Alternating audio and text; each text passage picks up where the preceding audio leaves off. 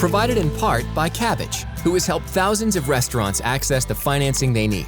Apply online for a line of credit of up to $250,000. Learn more at kabbage.com/foodable. Hello and welcome to Feeding the Future podcast, live here at Foodable I/O 2018 in Chicago. My name is Yareli Quintana, and on this episode, we're exploring artisan beverage. And on this panel today, I have Michael Sheridan, Director of Sourcing and Shared Value at Intelligentsia Coffee. And he's logged more than 15 years of experience in the industry, much of which he's spent leading coffee projects that have helped small holders and growers access high-quality segments of the market, making specialty coffee more inclusive, sustainable, and beneficial to everyone in the supply chain.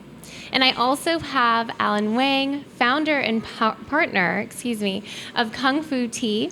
And his mission has been to bring authentic and high-quality bubble tea to America. And this is pretty incredible. He has 160 plus locations, making him the largest made-to-order bubble tea in the U.S., Canada, and now you're in Australia and Vietnam, right? Yes. This is incredible. Thank you guys for being here. Thank you. So Thank you. We're going to talk about this very cool topic in the artisanal beverage space. There's a lot happening in tea and coffee right now. What is going on? Yeah, I mean, I think I spent the last 10 years living overseas, and after my family, the thing I missed the most was the food scene. There's just so much energy and dynamism, this effervescent food scene. And I think everything that's happening in food in America, we're constantly searching for flavor, has been really defined our approach to coffee for the last 20 years. I think the best way to think about Intelligentsia for people who don't know the brand is that it's a farm-to-table restaurant for coffee. We're really, all the things that people talk about in the food sector are the things that have defined us from the beginning. When we opened the doors in 1995 to our first coffee shop here in Chicago, we had this deep conviction that coffee was culinary. And we've spent the last 23 years trying to elevate coffee service and to elevate people's understanding of coffee, what it can be, and push the frontiers of flavor. And it's really consistent with everything that's been defining about our food culture for the last decade. So it is exciting, and more people are coming to it every day. We just ask ourselves, not why is it growing so fast? We're not understanding why it's not growing faster, because it feels like everything that people have been talking about is where we've been for the last 10 or 20 years. Yeah, that's exciting. Yeah. So what would you say is adding to this growth? What are you noticing in your space? I think from my personal experience, since I'm an immigrant coming from Asia, so my background for Asians, background is more like a tea-based drinks. Yeah. So when I come to America as a student, I find there's a growing immigrant coming from Asia, and there's like a new kind of a trend of, especially even like among Americans too, they want to seek a healthier alternative compared to coffee. Even though coffee is still mainstream, but we see more and more people are interested in tea-based drinks. So, and like 10 years ago, me and my partner, we seek on the markets, there are no authentic, high premium kind of make-to-order bubble teas. Like we have, we all very used to have those kind of drinks in Asia. So I told to my partners, why don't we bring this culture to America and give it a try? So that's where we are right now. Yeah. After 10 years of cultivate this culture, so now we have 100 plus stores across the country, and we plan to open more to help us to promote this culture to Americans. That's really incredible and exciting. So some of the things that I'm witnessing is that this segment, the growth in this segment is actually building its, I guess, segmentation within itself, right? So we have, a little earlier we were talking about the different types of coffee, and then we were talking about the different types of teas. What's really happening within the segment that is bringing the consumers in to become connoisseurs, I guess, themselves in their own right? What's that attraction? I think especially for millennials, we all want to experience new stuff. Yes. Yeah. So with the new technology, especially the internet, we all well connected with each other through the world. Right. So I think this is a new trend. People want to try new stuff. They want to develop maybe find their social status through the way they consume goods, where they go dine, and what kind of drinks they drink. Right. So this is kind of explore why we have so many different kind of new pop-up concept and new brands. People just want to try new stuff. Yeah. And we happen to be able to provide this new concept to all these consumers. Yeah. So I think that is a new trend, and it's going to be continue to be an ongoing trend in the near future. Yeah. That's exciting. I think the way you put it, segmentation within the coffee spaces, that resonates with us a lot. I think there are always new people coming to specialty coffee and new people coming through the doors of our shops.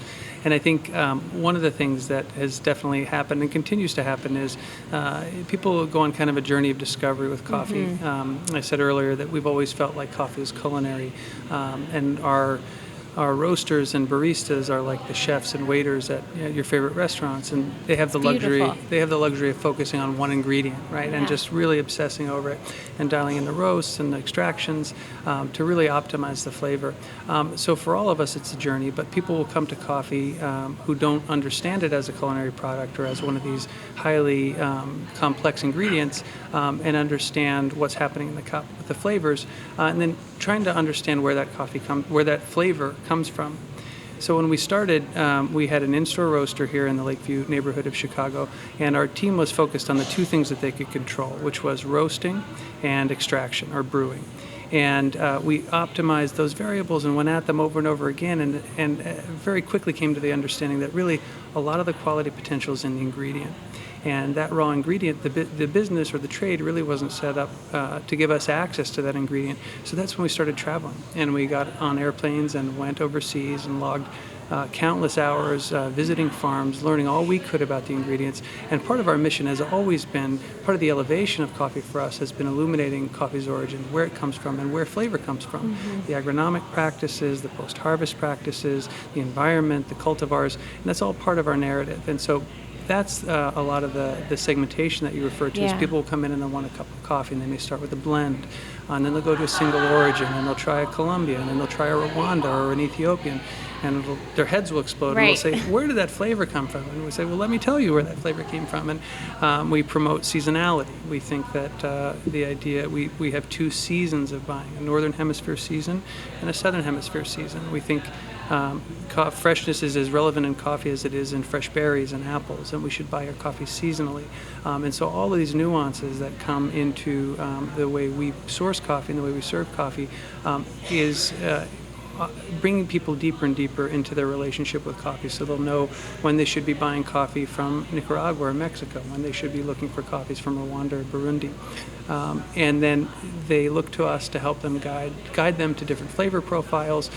So we have this last year we released 51 different single origin coffees. So we're always about celebrating the diversity of coffee, and that's part of that idea of segmentation, that you can have a coffee shop intelligentsia, but you don't just have a coffee. You can have dozens of coffees over the course of the year, and that's endlessly exciting. And I've been in coffee for 15 years and still learning every day, because things are changing and there's always new developments on the ground and in the supply chain. And I think as consumers in general, we're constantly learning, right? So as the space grows, and as the segment, even just in artisanal beverages itself, I mean, there's so much that we can dive into. Yeah. And as you know, we learn more about coffee, we learn more about tea, and we really get to know, what our likes and dislikes are. What happens when somebody's brand new and is just walking into a space to buy? In their eyes, it's like, oh, I just want a cup of coffee, or I just want a cup of tea. Mm-hmm. How do we really land that consumer? What do we do? How do we personalize that experience? For us, it is the challenge, and the idea is that you, in a given day, you may encounter people who are on very different places in their coffee journeys, and so you need to speak to all of them. And so we try to have coffees that are accessible and coffees that are a little bit more challenging in terms of their flavor profiles, a little bit more exotic or wild or aggressive in their flavor profiles. And part of the job of our baristas as service professionals is helping understand where people are and guiding them to the right drink. I think at the outer bound of people's understanding, it's not just people wanting different flavor profiles, but increasingly people are, as in the food sector more broadly, looking for more information on the provenance of their coffees. Where did they come from? What were the conditions under which they were produced? That could be environmental, that could be social. The way we source our coffees, we're able to speak to those things. But people come in with a lot of different perspectives on what are they looking for. For some people, it's a cup of coffee. Have our house blend. It's delicious. It's not going to frighten you away, but it's going to be the best blend that you've ever had, and you'll come back for more, hopefully, and try something a little more daring on your next visit. That's very exciting. Yeah, but for us, I think our approach is that we have a basic drinks, and then we explore that to a more distinct kind of flavor. So we'll explain to the customer and help them to find the right flavor they like. So usually our barista will ask the consumer if they are not familiar with the product or the bubble tea itself. We explain to them and ask for, do you like something more fruity? Do you like something more authentic? So through that kind of question, we'll be able to find the right flavor they will possibly like, and then we will give them samples. And after they taste the sample, we'll adjust that to maybe more close to the flavor they might be interested. Yeah, so that's our approach. So it's like similar to some mirror, trying to find the right wine for the customer. Right. Yeah. So that's our approach. That's lovely. The way that you're explaining it is like this very personalized, approachable kind of way that you do this dance with the consumer. Like, let's figure this out together. Let's see what your likes, your dislikes are. What are you more attracted to? What's happening in the market with the segmentation or saturation, excuse me, and is that really a threat to such a beautiful kind of approach that you're providing to your consumers? How does that influence the space as a whole? I think everyone see these kind of emerging markets like a new kind of markets out there. So everyone want to be part of it. So, but the way I think down to a row is like the product itself, because in the food industry, flavor is the key. So we still need to provide the best quality of the product to the consumer.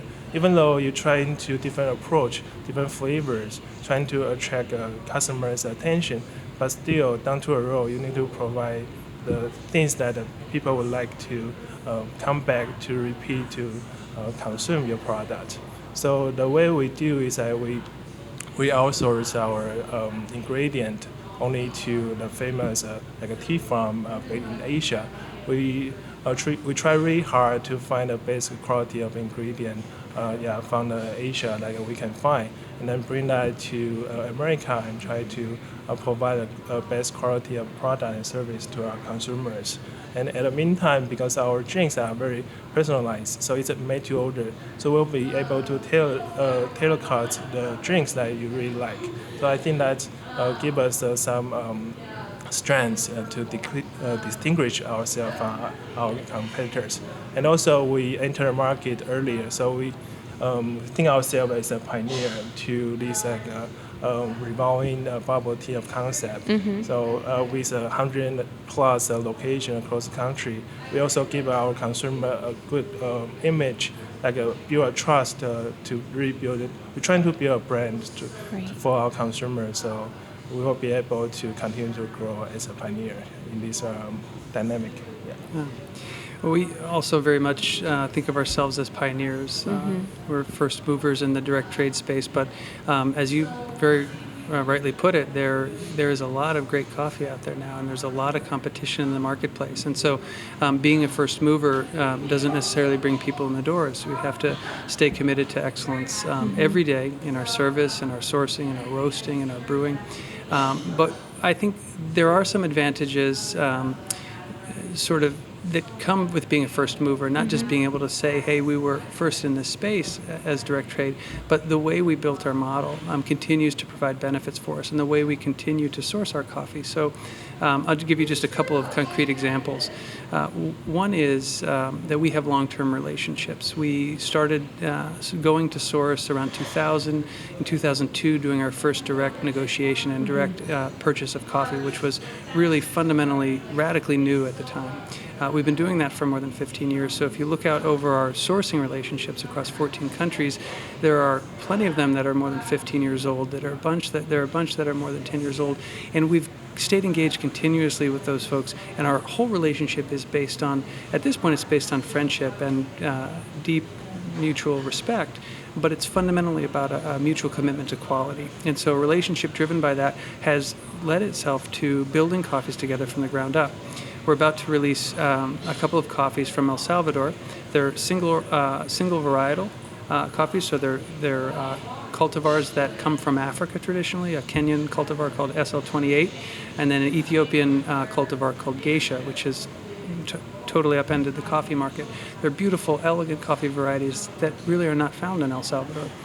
Due to our relationships and our network, we were able to help a partner in El Salvador get that seed and plant it. And we literally have waited around 4 or 5 years until that little seedling grew up into a big coffee plant and started producing these beautiful, delicious, elegant coffees, and now we're buying them. And so we don't get people coming in the door just because we're a first mover, but because we have 15-year relationships and we take this long-term approach to quality, we have coffees that other people don't have, and we're able to build them. I'm the buyer for Mexico, and I just had my second visit in the last 6 months to Mexico a few weeks ago. And both of the examples of the coffees there are relationships where we, again, because of the way we source coffee and the approach, we're able to build coffees in a way that other folks aren't able to because their models don't include that. In one case, helping an organization create incentives for smallholder growers to really invest in quality in a way they haven't in 25 years. In another case, we brought a scientist together with a grower who now has 22 post-harvest processes. He's working on carbonic maceration. He's working on really innovative use of yeasts and vitamins in the coffee sector, which is traditional in wine and beer, but is not traditionally used in coffee. And so again, we won't get customers, we won't differentiate ourselves on the basis of we were here first. We'll differentiate ourselves, as Alan says, on the quality of the coffee and the ability to continue to source just stunning lots of coffee because we're working with growers to push the outer boundary of innovation and flavor with the relationships that we've built. And ultimately it gets to trust. And I think you asked about this idea of segmentation and guiding people to coffees. Over time, we've developed a series of what we call intelligentsia marks or eye marks. So each country has a name. We have our La Perla Mexico, we have our Tortuga Honduras, Ticuranbasa Ethiopia, and these are coffees that are highly curated by our team. Our team sits around and picks the very best coffees from every country every year and releases them under these names. And so if you do this for long enough and you do it well enough, long enough, people come to trust. And you say, if that's a coffee that's worthy to stand under the Ticuranbasa name, that is going to be one of the best coffees I have all year. And so we got to earn it, though. It's a very competitive market. Right. And having those deep relationships, that's a very traditional, way of doing business. The opposite of that, though, is the innovation and tech. And what role is that playing in sourcing now? Yeah, it's very analog. The relationships are very analog. And so I would say we have analog and digital aspects to our business. And one of the high points of our year is what we call the Extraordinary Coffee Workshop.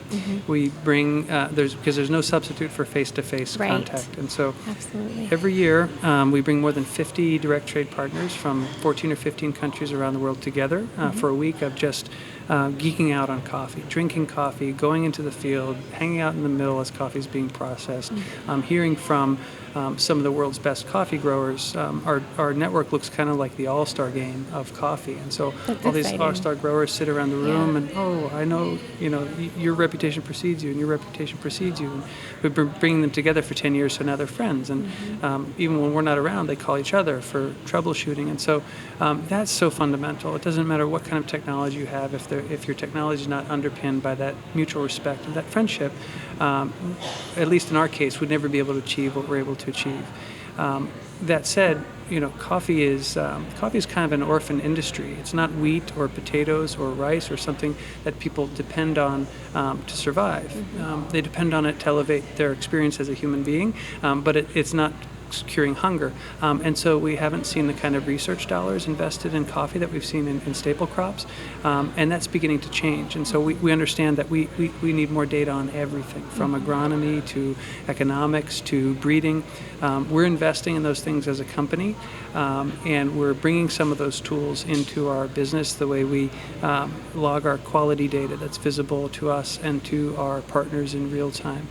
Technology that supports that, technology that supports innovation and roasting. So we're applying the technology at different points to in support of our mission of quality, but ultimately we feel really good about the analog underpinnings of the business. Yeah. From our end, we go through through some different approach. So first, we have a very deep relationship with our suppliers in Asia. So which because bubble tea is a much bigger business in Asia compared here in America. Right. So over there, everything is more advanced and even more competitive. So there's a lot of things going on. So through our relationship, we will be able to secure or source some of the most advanced technology or flavors, like fruits or different kind of a concept to our suppliers. So we will be able to bring those new flavors or new concept to test here in America. But the other advantage we have is that we go through a brand ambassador. So currently we have over 50 brand ambassadors through different universities. All these ambassadors are very passionate. They are young kids. They have passionate with our brand, with this bubble tea. So they not just help us to promote a brand, but they also give us feedback as a young teenager. They are really our target audience. Right. So they will give us their idea of what kind of flavor or what kind of trend they like in this market. And with that kind of data and analysis, we'll be able to put into our R&D team to come up with some of the more innovative or more creative drinks. And also we just launched our application. So it's a comfort tea application, which is a loyalty program that all fans, they can become a fan. And go through that application, we'll be able to collect data, day-to-day consumer, what kind of products they like the most. So through that kind of data analysis, we'll also be able to help us to find the right trend for our future menu developing and product developing. So that's the way how we try to be on the top of the game. Yeah. So let me ask you, now that you're bringing up this point, I'm curious, what influencers have the consumers brought to the table? What have you shifted because of some of that early data or some of the feedback your ambassadors have brought? Yeah, so what we learned is that because America is a big country, so we have a different region. We have a West Coast, East Coast, like a South region. So the people live in different region. They all have different kind of preference. So for example, in Texas, the consumer there, they like something more fruity. So our milk tea doesn't sell that well over there, but our smoothies and also our fruit teas sell really good over there. So we will take that into consideration to tailor our menu in different regions. So in Texas, we will have more like fruit teas compared to other regions. And others, I think now influencers are really a big thing because everything is Instagrammable. Right. So we're also trying to come up with some of the idea to come out with drinks that's not just a drink tastes good, but also looks good. So it's also one of the trends we're going forward in the future. Yeah. That's great. Yeah, more than collecting data from tech platforms, we have been getting influence in our retail spaces and in our wholesale relationships by some of the same trends that Alan talks about. We also own a tea company called Kilogram Tea. And we've seen a lot of growth in our tea business, specifically a few things that have really taken off.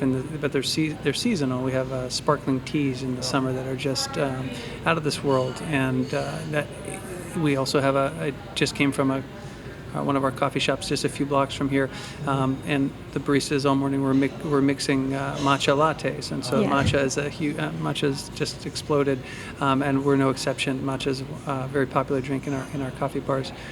We have mocktails, coffee mocktails. I think that's a huge trend. Coffee as an ingredient in other drinks. And so we have our signature drink is a limelight with lemon and tonic water and coffee, and lime and juice and tonic and coffee, and it's shaken. And that was a steady sound this morning too, as the weather slowly begins to turn. Yeah. So all those trends, we're feeling them as well. But our business continues to be driven by our phenomenal espresso program and our drip coffees. We have a cold coffee as well, and that's the other thing that's really exploded is just the cold coffee category. And so we've got a cold coffee that we feel really excited about. That's beginning to get traction. Those trends are making themselves felt in our business very much. And the consumer's being heard. That's incredible. I love when the consumer definitely drives the business forward, and it's just a really nice way to connect in that way, to show them that we're here for you just as much as you're here for us.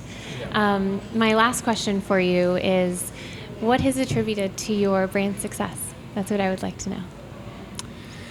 Well, apart from everything I've just mentioned about pioneering a new model of sourcing and continuing to serve amazing coffees every day, those are pretty important things. Intelligentsia has always been challenging the status quo. At a time when the coffee trade looked very different, we said, no, we're going to source coffee ourselves, and we're going to go to origin and learn along the way and learn through mistakes and build something that's real and really powerful.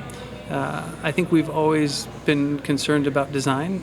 Coffee's got this amazing, coffee's often is this amazing tribe of people who don't quite fit in the right angles of the rest of our society, and so we have tons of aspiring artists and musicians in our building and in our ranks, and there's this incredible kind of effervescent creativity in the building, and that finds its outlet in art, the way we present our coffees, the way the logos that we develop for our coffees.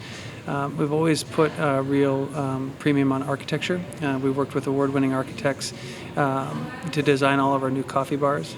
The one we have in Venice, in California, and Los Angeles was kind of paradigm shifting. It was built like a Shakespearean theater in the round, with an individual barista being kind of a sommelier or a host of an experience and following you through the line and preparing your drink for you. And so really wanting to challenge the status quo, wanting always to put quality at center stage, being concerned about every aspect of design and attention to the guest. When we couldn't find ceramic cups that we liked in terms of the feel, in terms of the heft, in terms of how the milk was poured for the lattes, we designed our own. And so I think all of those things together have added up to a successful brand that people have been able to come back to and say reliably, I'm going to get a great, best-in-class experience every time I walk through the doors. That's wonderful. Wow. So, Alan, up next, what do you think has attributed to your success? I think the most important part of where we are right now is about commitment.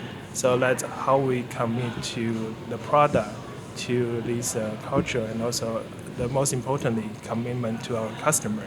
So I think nowadays it's all about customer experience. So there's so many good things out there. Why they will come to your store? You need to provide the best consumer experience to them, and making connection with your customers. It's not just selling the product, it's selling the experience. So I think that's really important for us to continue to provide this best quality of customer service, customer experience, and also the product to them, and also make commitment to make them feel good about this brand, and it's a build trustworthy of connection to each other. So we through ourselves to our employees and also our franchisee, and then pass that passion to our consumers to make them believe in our brand. I think that's how we make us here today. Wow, commitment. Yeah. Everything seems to be perfectly by design.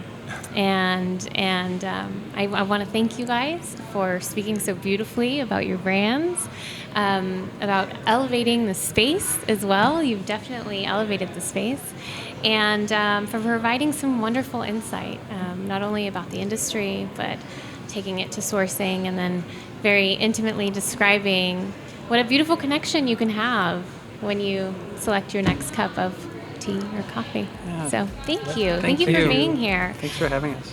Please make sure to listen for our other episodes on Foodable.io. You can find us on Foodable TV. You can also find us at Foodable Plus and on iTunes and Amazon. Thanks so much, you guys. Thank you. Appreciate your time.